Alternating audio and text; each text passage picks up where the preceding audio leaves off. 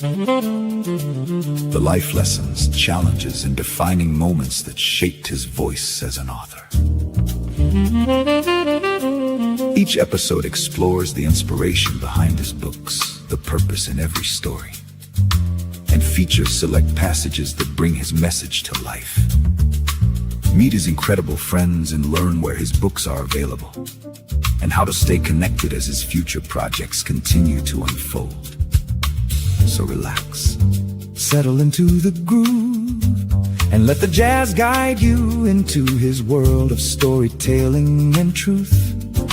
Powered by SKST Radio Network and Street Grind Entertainment. Hello everyone. Welcome again to Books by Anthony Owens. I look forward to speaking with you all again, as I do every week. It's a pleasure to be here. I hope everyone's doing well and getting prepared for this long weekend that we're about to have, and make sure you be safe. And of course, I'm going to remind you that again before I leave. The things that I like to talk about, are things that we as individuals go through on a daily basis, like the struggles, the challenges, the joys, and, just a lot of different things that I like to talk about. Today, I'm honored to have a guest speaker. Her name is, she's Apostle Michelle Woodruff-Cooper, right? And she's this young lady. Let me tell you about her. I met her on TikTok probably almost 4 years now ago. And I had just started on my first book, and she was so instrumental in helping me to help me promote it and get it out there and do all those things. And since then, she's written her own book, and it's just a number of wonderful things this lady has been able to accomplish. And so, without further ado, I'm going to go ahead and bring her up. Miss Cooper, are you available? I am here. I don't see you. That's okay. You don't see me. Can you hear me well? That's fine. Yeah, I can hear you. Okay, that's fine. So tell us who you are, right, and a little bit about you. Oh, wow. So I'm Michelle. I am Michelle Woodruff-Cooper. I am passionate. I'm compassionate. I'm loving, and I understand my purpose and my reason for being here on this planet. I have pursued that, prayed for that, asked for that, and just truly want to make a true positive impact in this world while I'm in this world. Yeah. So what? So I see that you're an apostle as well, right? So that means that you know a lot about religion and the church and things of that sort. How long have you been apostle? Well, me being an apostle doesn't mean that I know a lot about. Listen, let me just say this. That word apostle sounds really big, and it sounds, I don't know what it sounds to people, but that word just simply means I am sent. It means I'm willing to serve. It means I'm willing to serve at a greater capacity than most would ever. I surrendered my life to Christ when I was 10 years old. Had no idea what the Lord was going to do with me in my life. I just knew that I wanted to please Him. And I was in church, and I went through quite a few places where people wanted to place these titles on Anthony. And I just wanted to be just Michelle. And they're like, oh, no, you're a prophet. You're a reverend. You're a pastor. You're a teacher. You're an evangelist. You're all these things. And even then, I can remember saying, God, I just want to be like you. I want to love you, and I want to love like you. So I never got caught up in the titles and the positions as much as I got caught up in really wanting to be servant. And so apostleship came along in a time in my life where I went to visit a church, and one of the apostles at this church stopped me and said, do you recognize the mantle of your life? And I was like, I don't quite know what you're talking about. And he said, you have an anointing over you that is called to go and to equip others. So that's basically what it is. Okay. And so, the reason why I asked that is because I grew up in the church, right? Religion, I wouldn't say was forced on me, but that's all that my mother knew and her mother. And so obviously it transcended into me. And I've been, that's just been a part of what I initially started on, knowing when I was younger. So since all of those things that has happened to you in your life, and I know you've been through a lot of traumatic stuff. And like on this show, I've talked about domestic abuse, right? Bullying, fatherlessness, a number of different things. And I'm quite sure you too have come from a very humbled life, right? Humble beginnings, if you will. And so you know what the struggle looks like. You know what syrup sandwiches look like, right? So describe to me some of those difficult moments that you've gone through in your life and how you got past them. I'm not going to say besides praying, right? But in addition to praying, what else? How did you get through some of them? Let me hear them, please. Well, so Anthony, the first thing that I had to get past was people. I had to stop looking at the people. I had to stop looking at my parents, my grandparents, my aunts, my uncles, my cousins, all these people who I, for a very long time, was idolizing. And I had expectations of them and expectations that I wanted them to be perfect. I wanted them to be people who walk what they talked and never failed, because I was holding charge back to them. And when I finally learned that my relationship and my walk with Christ is based on me, and it's based on my level of commitment and my level of dedication to my, not religion, relationship with my Creator. That was the difference. I was watching a lot of religious people, and they were pointing fingers, and they were judging, and they were all these things that religious people do. And then they were failing, and I was like, and you're supposed to be a pastor. You're supposed to be a deacon. You're supposed to be this. And so then I was failing too. But the more that I got in God's word, and I allowed God's word to get in me, and I really began to study God's word, study the exegy, the eisegete, the hermeneutical, the homiletics of the Bible, of the word, and how it related to me personally. I got an understanding that this is a personal walk, Yeah. And you know what? That's interesting. You said that. And when I think about, like, there's a quote in the Bible. It says, "Faith without works is dead," right? And I've heard that for so long. And then because what I do, I go and I try to bring people not into Christ, right? I'm not like a minister or not like that, but I try to get people to believe in themselves, right? And to know that they can be better than where they are, the situation where they are now. They can come out of it if they don't like it, because it requires believing in whatever God you believe in, whatever faith you have, but have that also a belief in yourself, and then choosing to not give up, right? And when you have all those different things, all three of those things, you can accomplish quite a bit. That's exactly right. And so that's exactly right. Because, I have a slogan that I tagged years ago for myself, because my faith, I just always tell people, it's my faith that has fueled me.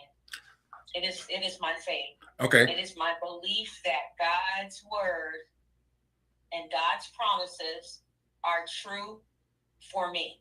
Right. And so the reason why I brought up faith without works is dead, even in the Bible, when they talk about works, they're talking about good deeds for the Lord and for others. It never say faith or works for yourself. It doesn't, because I've even asked scholars and everything. So when I talk about faith without works is dead, I'm talking about it's okay to believe in your God, that He's going to come through and do these things for you. But then there's things that you have to do, the goods for yourself.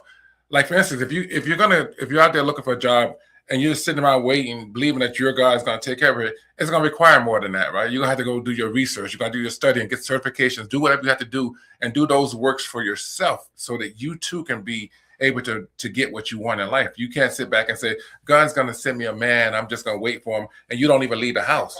Nobody's going to knock on your door and say, hey, honey, I'm here. Let's go on a date, right? It doesn't work like that. So those works that I'm talking about are works you do for yourself. Yeah, it's all kinds of instances like that in the Bible. And the one that comes to mind right now is the man that laid by the pool of Bethesda. You know, he laid there waiting for the water to be troubled, but he laid there waiting for somebody else to put him in. Yeah, well, that ain't gonna happen. People were walking past. He laid there for years, you know. And I was talking to someone just the other day, interestingly, about this, and I said, just imagine how many people walked over him, stepped over him, walked around him, stopped and said, hey, how you doing, and kept going. And then when Jesus came along, Jesus said this. He said, will thou be made whole? He simply asked him, Jesus, who is all power, based on my belief and my faith, said, will thou be made whole? So he basically was questioning him and asking him, what are you going to do about this? Right. What are you going to do about this? And then he said, yes, I want to be made whole. And then Jesus didn't say, okay, well, I'm going to pick you up. I'm going to help you. He said, well, get up and pick up your bed. There you go. And go. So let me change the subject a little bit, right? I would be remiss if I didn't bring up some religion, right? Because here I am speaking to an apostle. But now I want to go worldly, right? I want to talk about some of those things that you've gone through, like, you know, abuse. And I know you've mentioned that before. Tell me about your experiences with domestic violence or domestic abuse, right? And I want to hear from your eyes and from what you saw and how you felt. Absolutely. So I was born to two teenage parents, and I was born in '66, which is the height of all the civil rights stuff going on in the world. And I was born to two parents who came from impoverished backgrounds. Both parents, both family dynamics were impoverished. They were hard workers, but they were struggling. And this was adding to the story. I'll get my next book. My mother got pregnant and didn't know who my father was. She was dating two different guys. And so she picked the better of the two. And he went into the military. So we ended up moving to Germany. He did 2 tours in Vietnam. And something happened, and they did some blood work or whatever and found out that my blood didn't match. And so my mother and father divorced.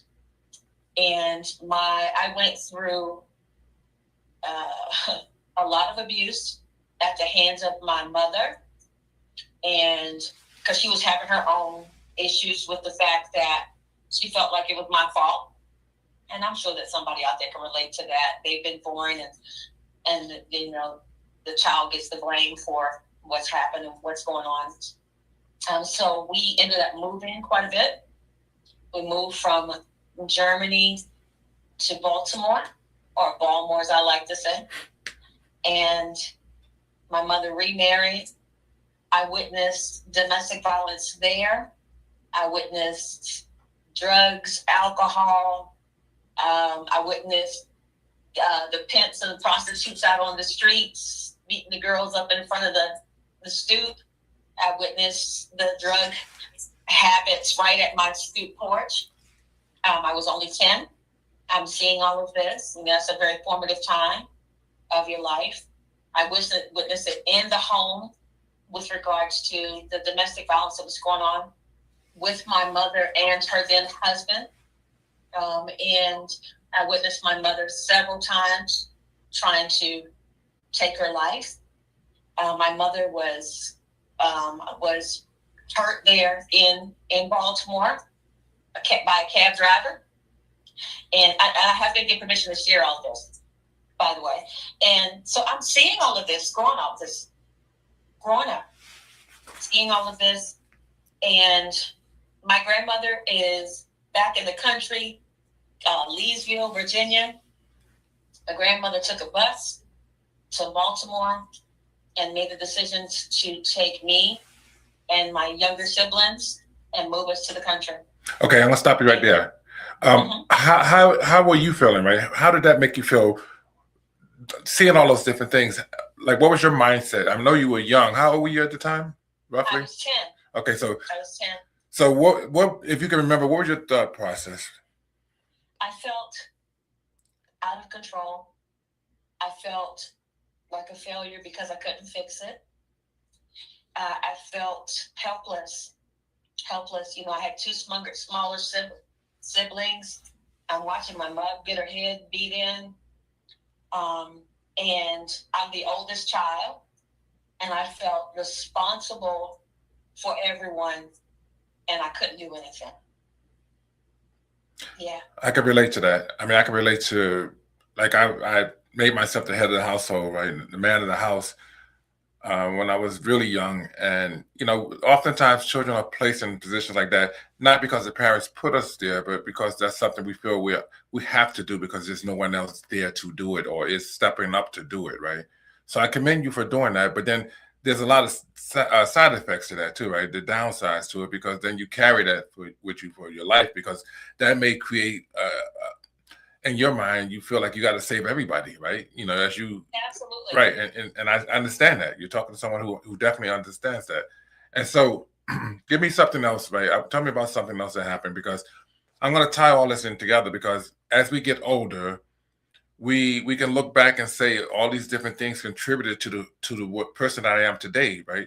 Because there's some things that you can say to your younger self back then, you know, that you couldn't say obviously when you was that age, but now that you're older and you've grown and you've matured and you've gone through a lot of stuff, you can look back and say, you know what, I would have told myself this back then, right? Yeah. Yeah. You know, I can remember once when I lived in Baltimore, we used to live on a street that was Linden Avenue. And the school that I went to was John Eager Howard Elementary. I don't even know if it's still there. But I remember walking out of the school one day, and I was with my little sister, and I saw all these ambulances, Anthony, police officers. We lived right across the street from the school. And I looked up, and there was my mother on this third-story building trying to jump off. And the first thing that I did was take my hand and put it across my sister's eyes. And my aunt and the rest of them ran out and took us into the next house. And everything for me was about protecting my siblings, keeping them from seeing, hearing, or experiencing anything. I was just going to take the brunt of it all. I remember those things, and I've had an opportunity now to go back and to talk to my mom, and have conversations, and they were not easy. My mother had her own journey that she was going through, and she had her own stuff that she had. But part of my healing and my deliverance, in order to do the work, I had to have those conversations. Yeah. Those are tough conversations, and they are definitely needed. And so you're right, that is part of the healing process. But then obviously there's going to be more to it involved, right? You have to do some healing for yourself in addition to that, right? Maybe some some mental therapy, right? Some counselors, some other stuff, right? And so absolutely, this is not. Listen, remember I told you I was 10. I just turned 60 on Sunday. Wow, happy belated! And thank you so much. But this has been a commitment and a journey for myself, because I made so many mistakes until I got to this interview with you. Mistakes in relationships. I followed right down the same path of domestic violence. I made a lot of bad choices until I recognized, wait, I'm doing the very same things that I could not stand. So what do I need to do? And I sat myself down and said, okay, I'm going to do the work. I put myself in counseling. I put myself in groups. I went to groups of things that I did not struggle with, but I wanted to understand why those people struggled with those things. And then I found out things about myself, like in AA meetings. Anthony, I never knew anything about a dry drunk. A dry drunk is a person who doesn't drink alcohol, but yet still has some of the same temperaments and reactions as someone who has been drinking. Why? Because they witnessed that. So you can literally be so angry and so blinded by anger, or walking in unforgiveness, or walking in self-hate or self-loathing, because you did not fix the situation. And that's so true, right? And then back to when you were saying issues with relationships and things of that sort. And that's why a lot of times when I do my podcast, or when I do my social media lives, I tell basically everybody, but I tell specifically women that if they're going in and out of different relationships and finding out that a lot of them are not working, they need to take a look at themselves, right? And understand, first of all, that they are worthy of somebody better, right? That they have to know their own worth before they go out there and just give themselves to just anybody, right? And a lot of times I think people don't value themselves. They have low self-esteem. They don't think highly enough of themselves. So they allow themselves to be basically matched up to anybody that comes to them. Oh my goodness, right. Yeah. I definitely went through it. Listen, I went through marriages and divorces. And I tell people today, I'm very single today. I haven't dated now in the last almost 7-8 years. But one of the things for me is I kept marrying and dating the people that I needed to be ministering to, but I also was marrying and dating what I needed to be delivered from, if that makes sense. It does. Sounds like a double-edged sword, right? It sounds like you're going to get cut either way, right? So, yeah, that's not a good look, right? No, it wasn't. And it almost cost me my life. Several times it almost cost me my life. And I can remember having a conversation, and everything for me is on me and the Lord. I can remember having a conversation in one marriage where I was being bit and I was being strangled, and I was crying out and I was saying, God, I don't want this. I don't want this, God. God, I don't want this. Please, I don't want this. And it was like I was saying to God, okay, God, I get it. This isn't what I want. This is what I need. Because listen, here's the thing about domestic violence, especially those of us who have experienced it in any capacity. We have warning signs. And oftentimes, we try to boast over those. We water them down. We say, oh, he didn't mean that, or she didn't mean that, or whatever the case may be. But the truth is, they very well are showing you who they are and where that relationship is headed. But a lot of times, we want to change things. I felt like I could change the men that I was with. I could make them better. I could make them not want to hit me. I could make them want to serve God. I could make them want to dress better, make them want to work, make them want to be faithful to one woman, make them be great parents. And the truth was, as much as I was trying to pull them up, they were pulling me down. Right, because you were giving so much of yourself and not even taking care of you, right? Because and that's like when you do for so many people, right? Like you have done in the past and could probably still continue to do, but you have to take some time for yourself and realize that it's not about everybody else. It has to be about you too. And in order for you to keep pouring out like you have been and like you are, you got to find a way to make sure that you restock your refrigerator, right? And your goods, and make sure your pantries are full.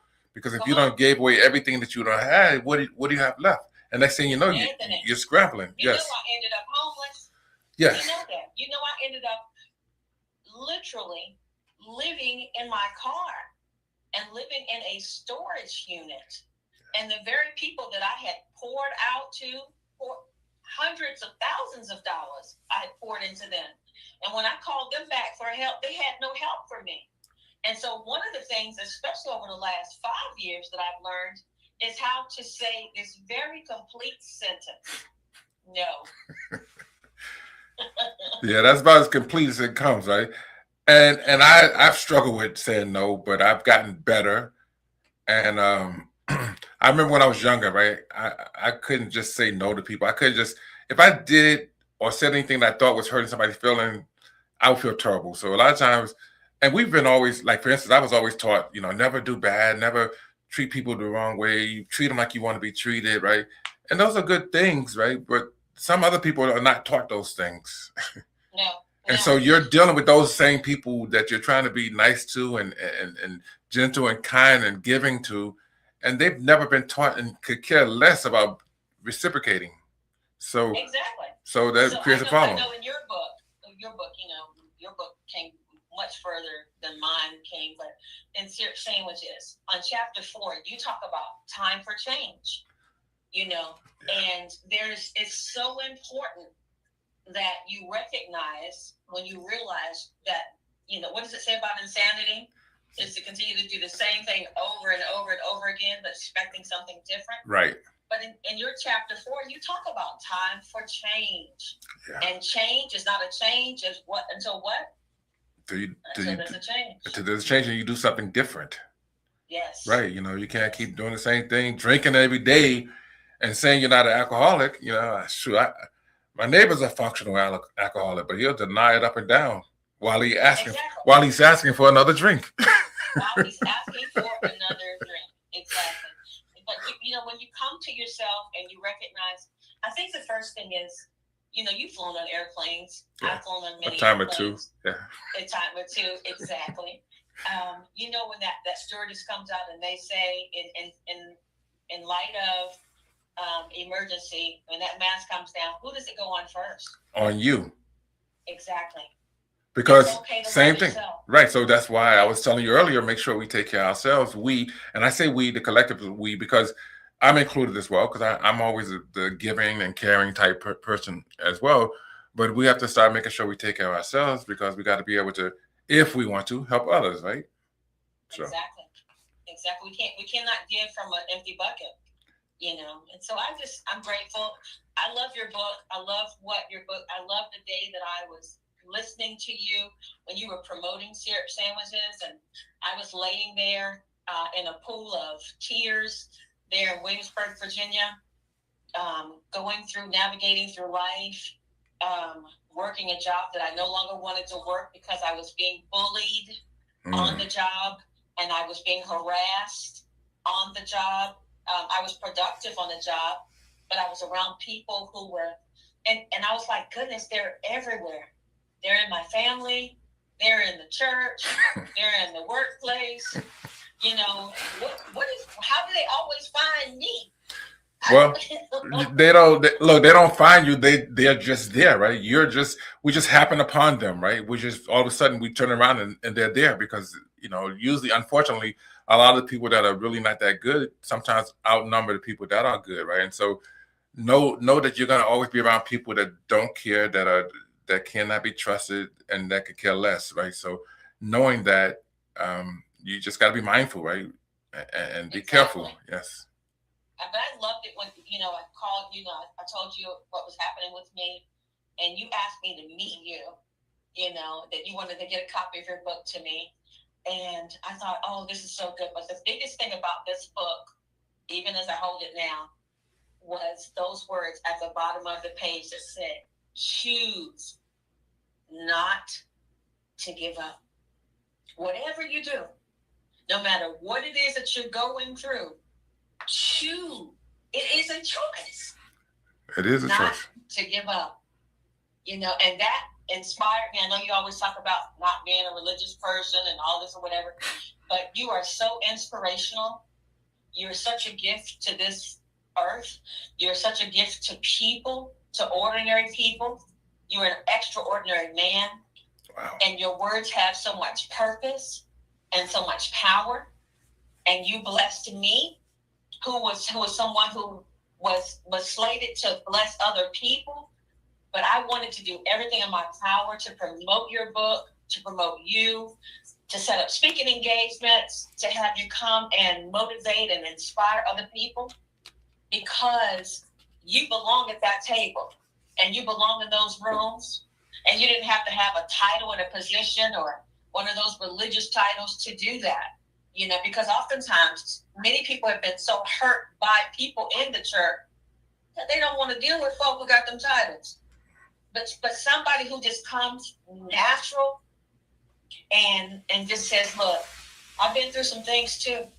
Well, since my childhood that I'm still working with, but choose not to give up. and you know what? Awesome. And you know what? I don't even know what to say. I appreciate you wholeheartedly, and there was some very, very kind words from you. And we're gonna go ahead and take a break, but we're gonna talk about that when we get back. Okay?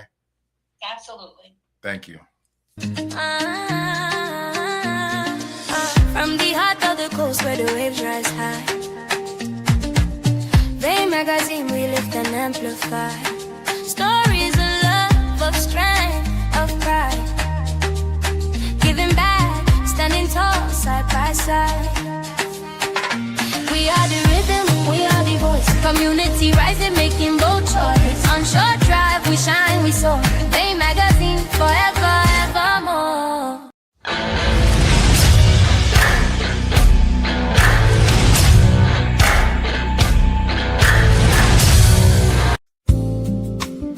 Thank you for tuning in to today's episode of the book.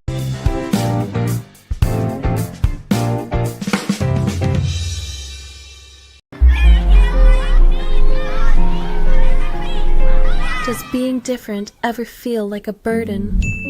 Have you ever faced someone who tries to bring you down?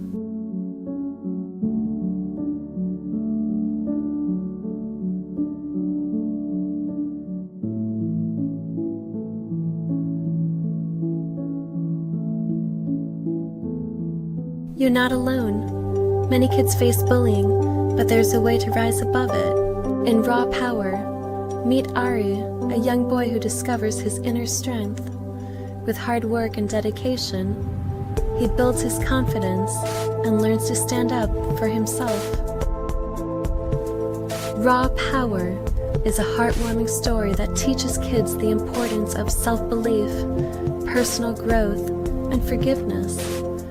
It shows them that they can overcome bullying and become resilient, kind-hearted individuals. Empower your child to face challenges with courage and compassion. Get your copy of Raw Power today. Hey, welcome back. Can you hear me? Michelle? Can't hear you. You can't hear me? Can you hear me now? Hello, can you hear me? Can you see me? I can see you, but I can't hear you. Okay, I hear you, but I can't, but you can't hear me, huh? Let me, wow. So what you was talking about before. Oh, you got to read lips now, right? I just can't hear you. Oh my God. I can definitely see you though. Okay, so I'm gonna try to, can I call you on another line? You can't hear me. What am I talking about? Unbelievable.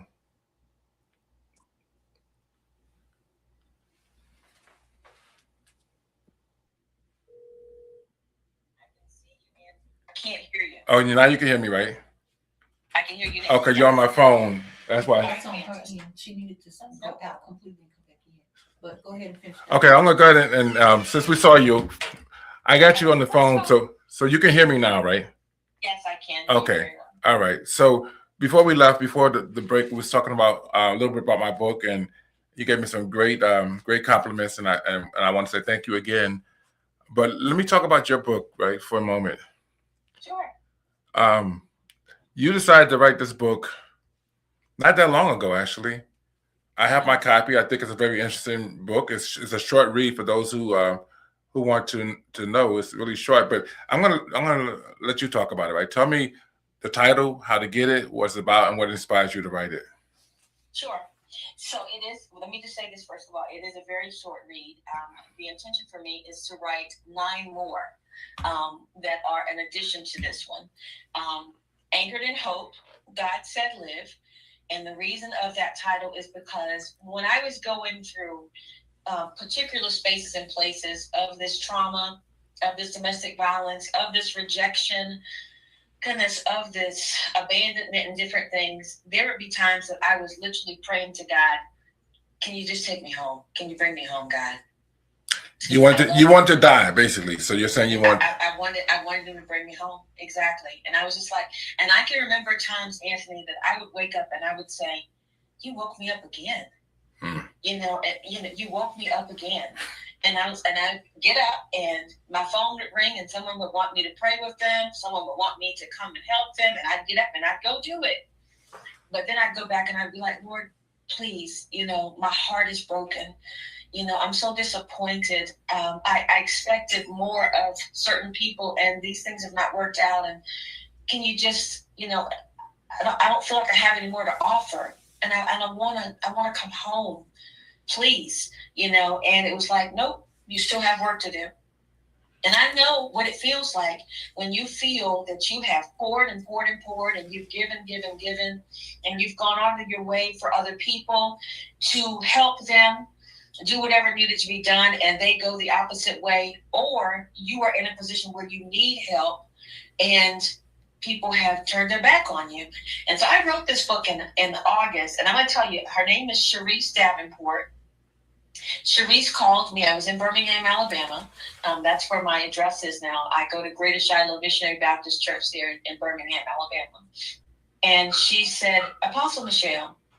And I said, yes, ma'am. And she said, why haven't you written your book? And I said, I just don't have the energy to write my book. Now, granted, here I am helping other people promote their books. Here I am helping other people write their books. Here I am connecting people with editors and authors and different things. And when it came to me, I was exhausted and I was on empty. And she said, why haven't you shared your story? And I said, I just don't have the time. And she said, could you just write some things down and send it to me? And I said, sure, I'll do that. And I wrote some things down and I sent it to her. And she said, I want you to take a look at this. And the bit of stuff that I wrote to her, she edited it, illustrated, took it, and then I got the energy to get back in the race, and I made a dedication and a thank you to lots of different people. And I want to say this about this book, Anchored in Hope, God Said Live. When you go to the personal dedication, many, many people are listed there. Anthony, not all of those people were good to me. Not all of those people were people who wanted to help me. Some of those people were people who ridiculed me and laughed at me and made fun of me and made fun of my plight and my situation. But the truth is, at the end of writing this book, I was grateful and I was thankful for them too, because I could see their hearts and I needed to see their hearts. A lot of times we think that everybody that we're for is for us, and that's not always the case. But like and so I'm sorry, but like you were saying though, like the people that were not good to you, you've learned something from them, right? Because the things that's exactly right. Some of the people that were terrible in my life, and they may not have been terrible to me, but I saw how terrible they were as individuals, and it showed me how I didn't want to be, right? I've learned that what they were doing was wrong, and so if I felt some kind of way about it, I didn't want to be like that, right? So unbeknownst to them, they were helping me. They were wind beneath my wings. There you go. I didn't think it at the time, but I recognize it now, and I said, you know what? I'm not gonna talk about what they did or they didn't do. I'm just gonna tell them thank you, and I'm gonna put it in my first book. And I'm going to tell them thank you. I'm going to list their names and I'm going to tell them thank you. And when you can get to a place where you thank the people who wanted to stop you down, I think you've gone through some deliverance at that point. Actually, you have. You have, because right, because if you can look back and basically forgive them, because that's what you're doing, right? You're acknowledging them in your book, not so much in a bad way, but you're actually saying, thank you, because you've shown me something, or I learned something from you, right? Even though they were not trying to show you anything, you've learned something from them. And that should maybe open up their eyes and let them see that, you know what, I didn't treat her well, and yet she still mentioned me. Maybe they'll change, right? Maybe they'll have a change of heart and the way that they deal with other people. Who knows, right? But That's all you could do. And that was a good move on your part, because it does allow an avenue for healing when you do things that way.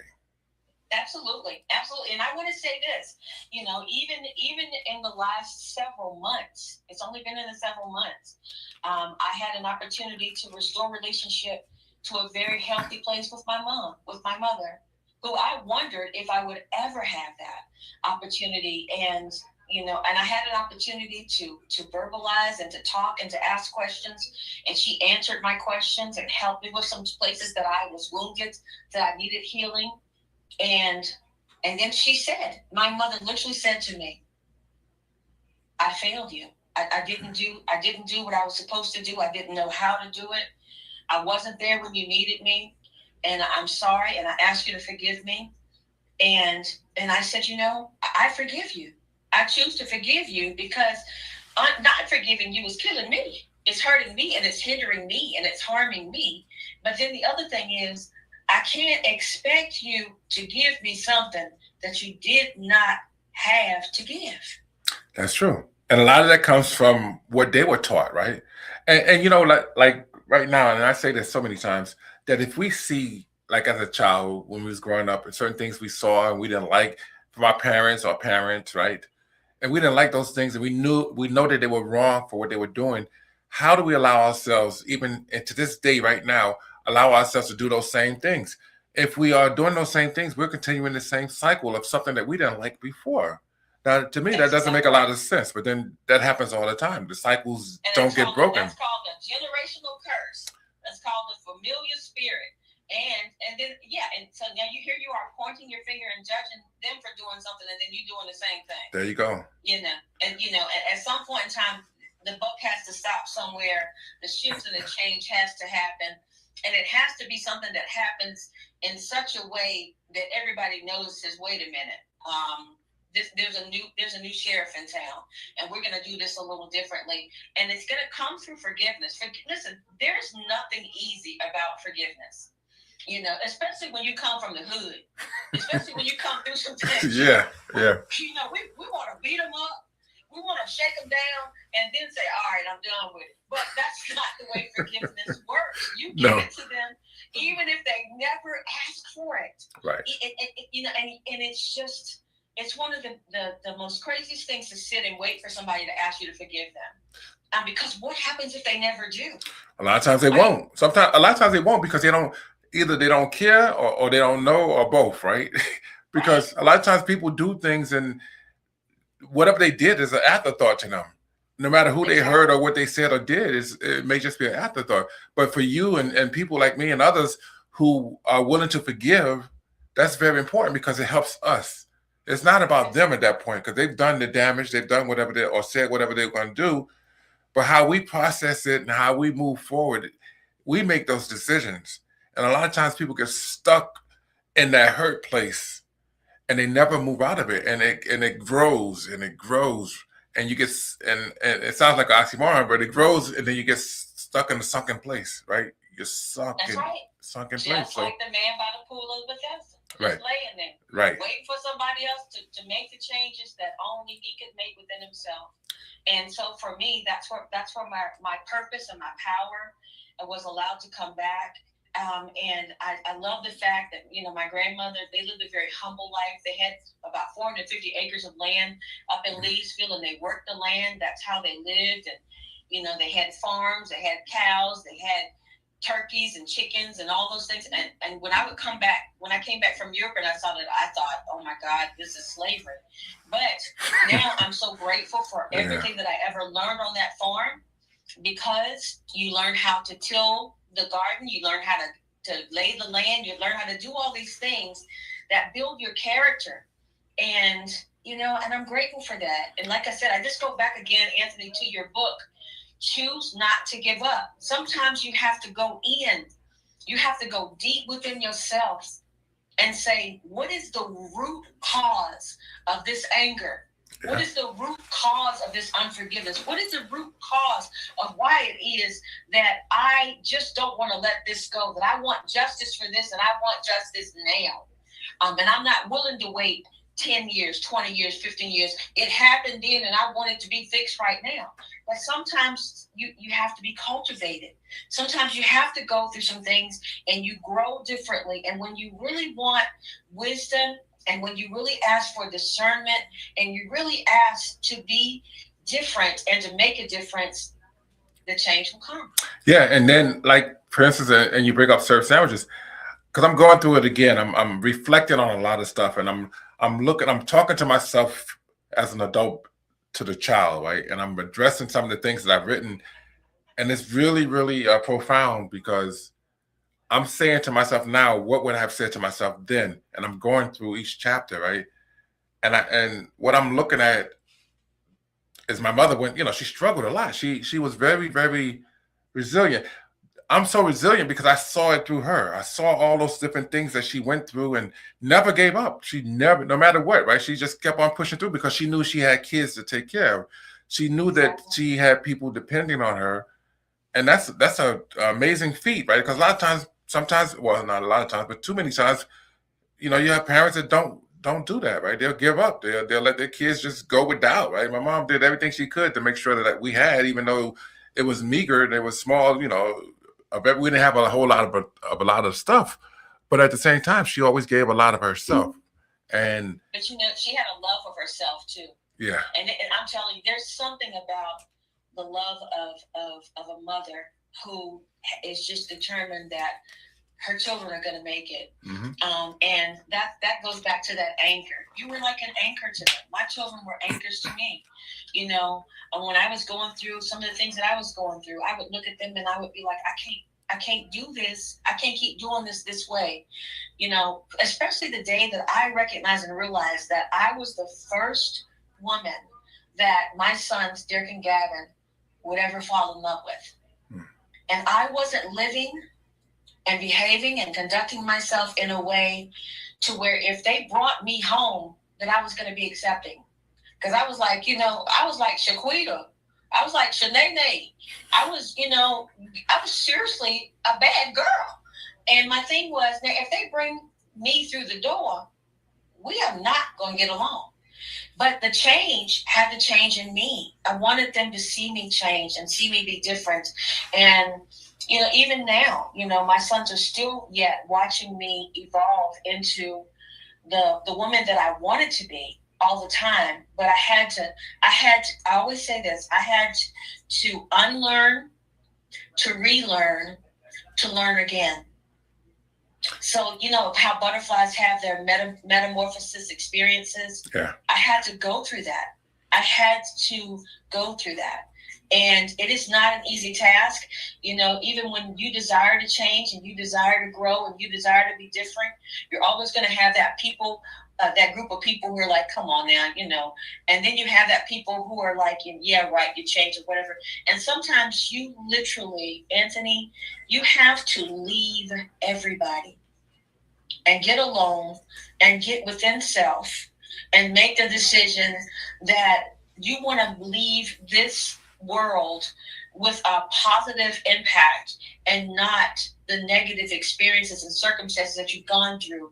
You want to show someone that you can get through it. And sometimes you have to leave everybody and get alone and do the work that's necessary. Right. And so that to me, that's what I call that process of knowing who you are, right? Identifying who you are as an individual, what makes you tick, how do you live, how do you move, how do you think?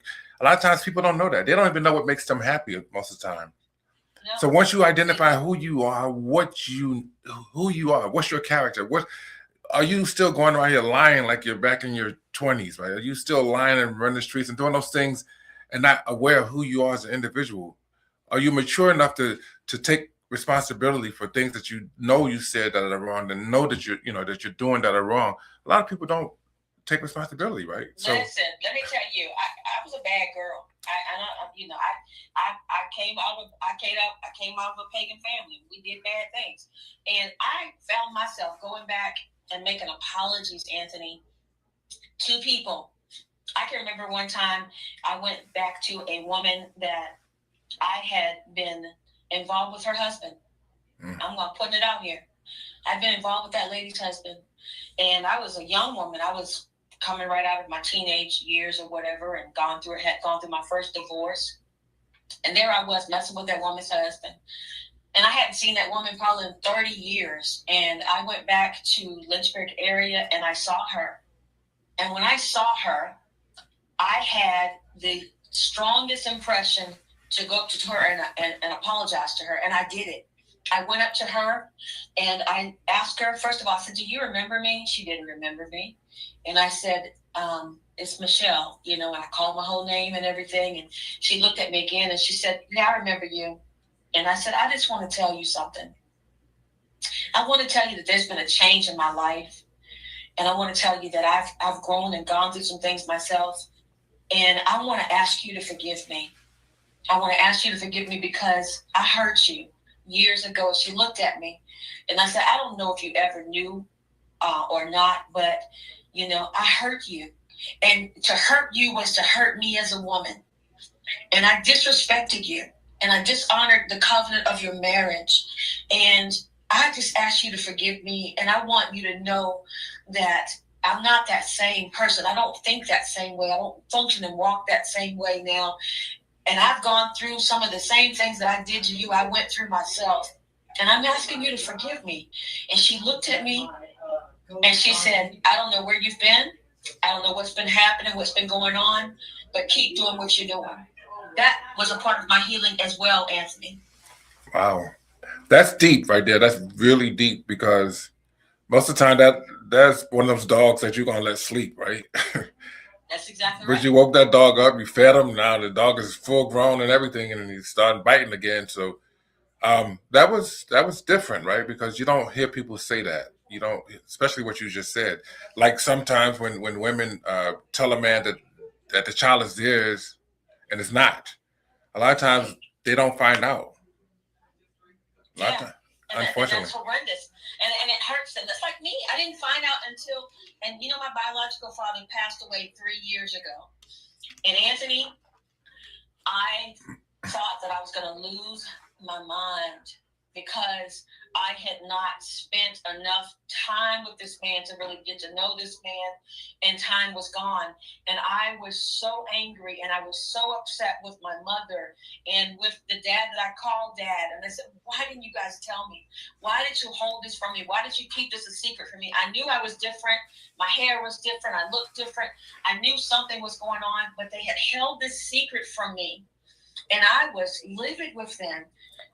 Right now I have 3 silver dollars that my biological father put in my hands and told me to hold on to. And I carry them in my purse with me everywhere I go because that's what I have of him now. And that's it. And you know what? My mother just passed away in January, the end of January. And she was ill. And I didn't want to see her continue to be ill and live like she was living because it was getting worse. Her body was failing her. And I wanted her to leave. I wanted her not to go through what she was going through, right? Because I didn't want her to keep on suffering. And of course, I miss her tremendously. But I'm happy that she's not suffering. And I'm okay with her not being here because I've been there part of her life. It's obviously all of her life, but I've been there for her since I was a child. And I could never look back and say, I didn't do for my mom. I wasn't there for my mom. And that would bother me if that was the case. But since I have no ill feelings, I don't have any regrets about anything. I'm at peace, right? And some people go through grief. And because, the grief process it could be long. It could be really enduring, right? It could be, troublesome. It could be really, really difficult. But I'm fortunate that my only grief that I have is just the missing part, right? Not so much that I wasn't there, I wasn't helpful. And that would be even more painful, I would think, that you were not there for somebody who treated you and cared for you your entire life. And I can see how some people really have a difficult time with that. Oh yeah, you see them. I'm at peace. I'm at peace. You know what I mean? Exactly. Sometimes you see those people sitting at the graveyards. Yeah. And they're just sitting there staring at that stone. And I tell the lady that I'm caring for right now, Miss Vivian, I tell her all the time, I say, Miss Vivian, we have this moment. Now, I learned that when I worked for a ministry in Indiana years ago. And I think they have a song out there about it. But we literally have this moment. And if you have someone heavy in your heart and you haven't gotten it right and they're still alive, this is the time that you make that right.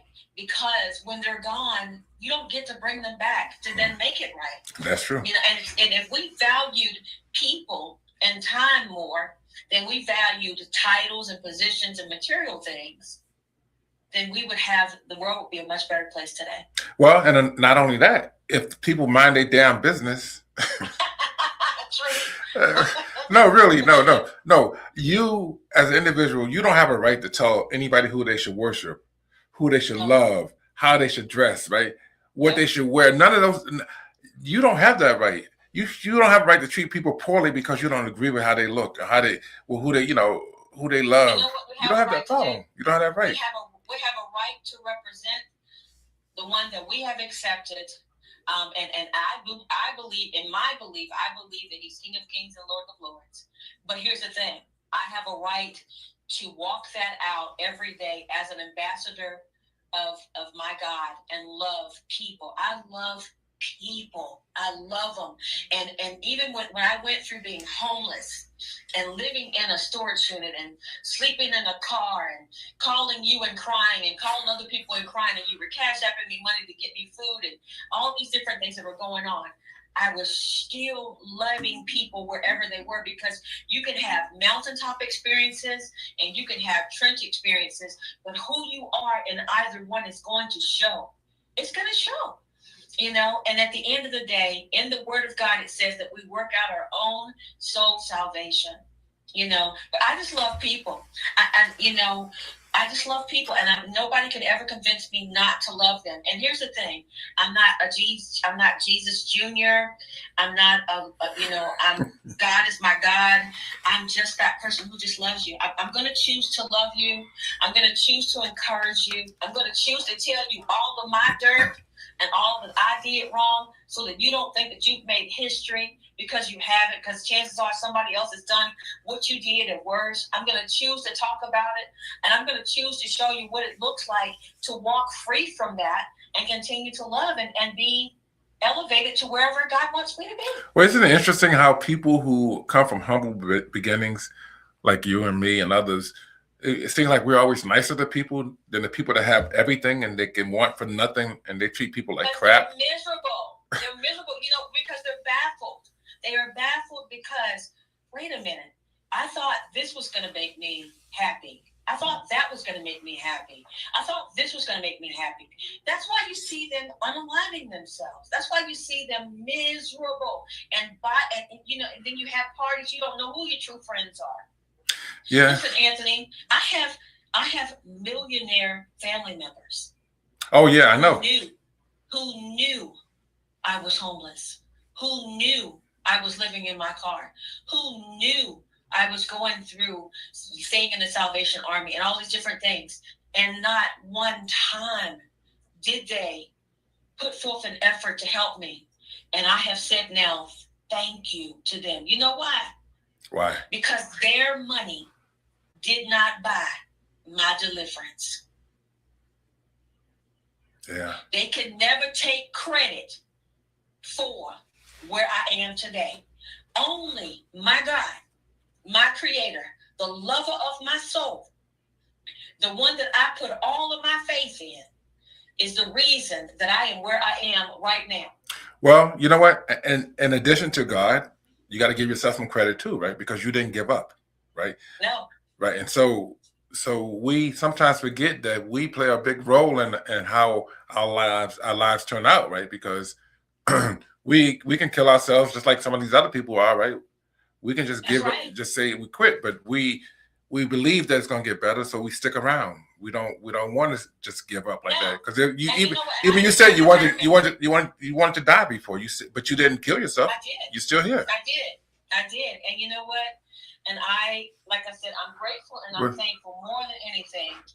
And I've lived to write this book. I'm going to write the rest of the books, and all I'm going to do is just tell them thank you. Okay, and listen, on that note, I got to get ready to go. The show's about to wrap up, but I would love to have you back on the show again.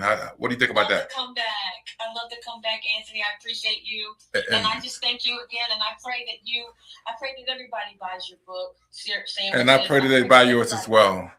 Yes, and blessings to you, blessings to your family, and I'm excited to see what the future holds for all of us. Remember, we have this moment. Thank you, Coco Freckles. And thank you. And it's been an honor. I'm glad that you were able to make it. And next time it'll be better. Take care, everyone. And I'll see you guys again. Hopefully next week I'll be out of town. I might do it from where I'm at. Who knows? Fantastic. I love that. Have a blessed evening. Thank you, YouTube. Goodbye, everyone. Thank you for tuning in to today's episode of the Books by Anthony Owens podcast show. We hope this was a conversation that truly inspired you and gave you something meaningful to carry forward. We appreciate